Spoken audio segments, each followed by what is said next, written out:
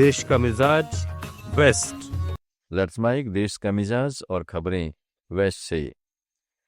गुजरात के मुख्यमंत्री भूपेंद्र पटेल ने greater Rajkot chamber of commerce and industries की नई आधुनिक बिल्डिंग का शिलान्यास किया। कालावड़ रोड पर बनने वाली यह भव्य इमारत शहर के व्यापारियों और उद्यमियों के लिए नया केंद्र बनेगी। मुख्यमंत्री ने समारोह को संबोधित करते हुए कहा है कि राजकोट गुजरात का आर्थिक हब है और यह नई बिल्डिंग व्यापारिक गतिविधियों को और मजबूती देगी। उन्होंने चैम्बर की 75 साल से ज्यादा की यात्रा की सराहना की और कहा है कि गुजरात सरकार व्यापारियों के साथ कंधे से कंधा मिलाकर विकास की राह पर चल रही है। इस मौके पर चैम्बर के पदाधिकारियों समेत शहर के प्रमुख उद्योगपतियों और व्यापारी बड़ी संख्या में मौजूद रहे। नई बिल्डिंग में विश्व स्तरीय सुविधाएं, कॉन्फ्रेंस हॉल और प्रदर्शनी केंद्र होंगे। राजकोट के व्यापारिक जगत में यह शिलान्यास ऐतिहासिक दिन माना जा रहा है। राजस्थान के पूर्व मुख्यमंत्री अशोक गहलोत ने एक बार फिर एसआईआर के मुद्दे पर चुनाव आयोग पर कड़ी आलोचना की है। जोधपुर में मीडिया से बातचीत में उन्होंने कहा है कि आयोग का रवैया शुरू से ही गलत रहा है, जैसे फर्जी वोटों की राहुल गांधी की सूचना पर जांच की बजाय उनसे एफिडेविट मांगना। गहलोत ने बिहार और राजस्थान में योजनाओं को रोकने के दोहरे मापदंड का उदाहरण दिया और पूछा कि एसआईआर 12 राज्यों में क्यों शुरू की गई लेकिन यूपी में नहीं है, जबकि सुप्रीम कोर्ट में मामला लंबित है। गहलोत ने नागरिकों से सहयोग की अपील की ताकि लोकतंत्र मजबूत हो। राजस्थान विधानसभा में नेता प्रतिपक्ष टीकाराम जूली ने एसआईआर को लेकर भाजपा सरकार पर निशाना साधा है। उन्होंने कहा है कि ये लोग एसआईआर के जरिए हर विधानसभा क्षेत्र में कांग्रेस की 5 से 10 हजार वोट काटने की साजिश कर रहे हैं ताकि भाजपा जीत जाए। इनका यही प्लान है। हम इसका पुरजोर विरोध करते हैं। इसकी पूरी प्रक्रिया बेहद गलत और लोकतंत्र विरोधी है। वोटों का आप देखिए, कई जगह हार जीत एक वोट से भी होती है, कहीं जगह हार जीत 100-200 की भी होती है, कहीं जगह हार जीत 2-5-10 हज़ार की भी होती है।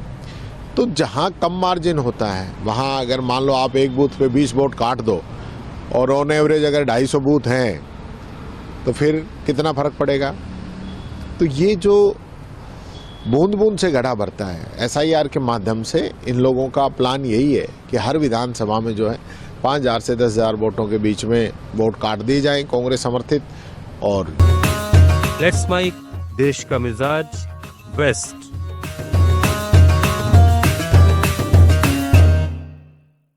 महाराष्ट्र में राजनीतिक विश्लेषक तहसीन पूनावाला ने 19 साल के अर्णव खैर की आत्महत्या पर आरोप लगाते हुए महाराष्ट्र नवनिर्माण सेना और राज ठाकरे पर निशाना साधा है।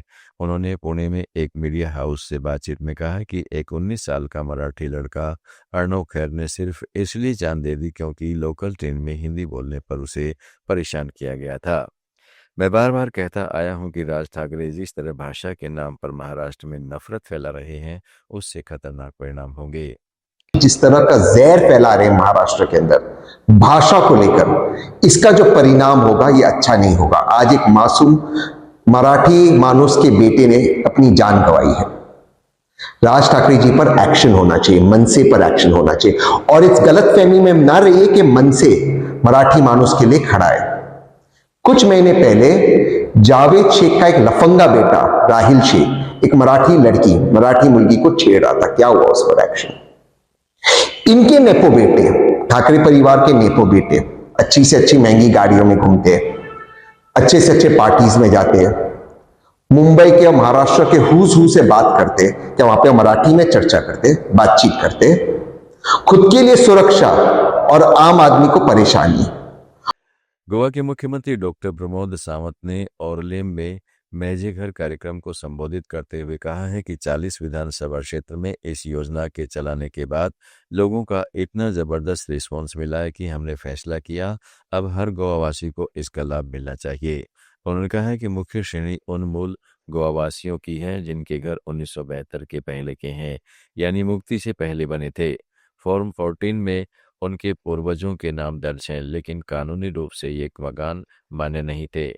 इन्हें कानूनी मान्यता देने के लिए सरकार ने अध्यादेश जारी किए, कई कानूनों में संशोधन किए और एक मजबूत कानूनी ढांचा तैयार किया। यही महजे घर योजना है। देश का मिजाज में फिलहाल इतना ही। जुड़े रहिएगा लेट्स माइक के साथ। आप सुन रहे थे let's mike more than radio.